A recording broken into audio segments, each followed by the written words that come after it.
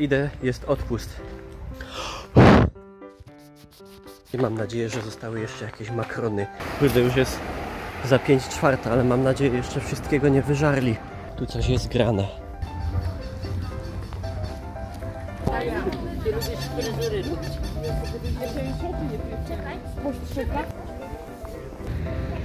Takie świństwa. Ale bieda, powiem wam.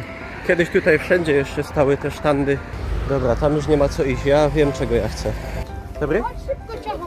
Abych tych makaronów prosił tak 10 sztuk. A świeże, mięciutkie naprawdę. Dobrze, dobrze. Na pewno. Mogę zagwarantować. Dobrze.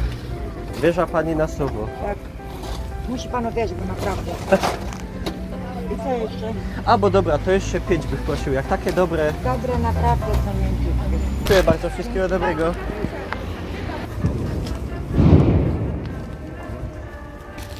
Te pierniki to też macie po 50? Wszystko. Dobrze, to bych prosił takie 2 kostki. Dobra, to już będzie bez tego złotka. Mam, jak mam. To Nie, daję, niech tak? będzie. Na lepsze. Dziękuję bardzo. Dzięki piękne, do widzenia. Do widzenia.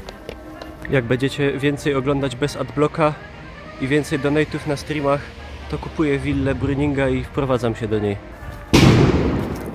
Szulów, stop. O, ale powiem wam, że to i tak jest tylko cień dawnych odpustów, ale generalnie odpust to kiedyś było takie duże wydarzenie. Zbierała się cała rodzina, przyjeżdżała nawet gdzieś z okolicznych miejscowości. Teraz takie tradycje zachowały się w mniejszych miejscowościach tutaj w okolicy, na przykład w Radzionkowie, w Piekarach, ale w takich miastach jak Bytom to już niestety zanikło. Ale tradycyjne śląskie wypieki, jak właśnie na przykład futer myloki czy makrony. Z makronami to jest ciekawa sprawa.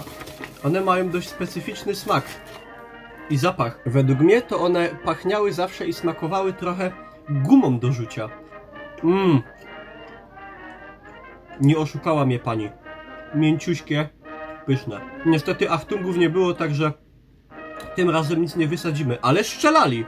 Nie wiem, gdzie to kupili. Nie będę wam robił dalej smaka. Możecie mi napisać w komentarzu pod spodem, co wy najlepiej wspominacie z odpustów dziecięcych lat. Co kupowaliście? Co lubiliście jeść? Jak to u was wyglądało? A ja uciekam spożywać.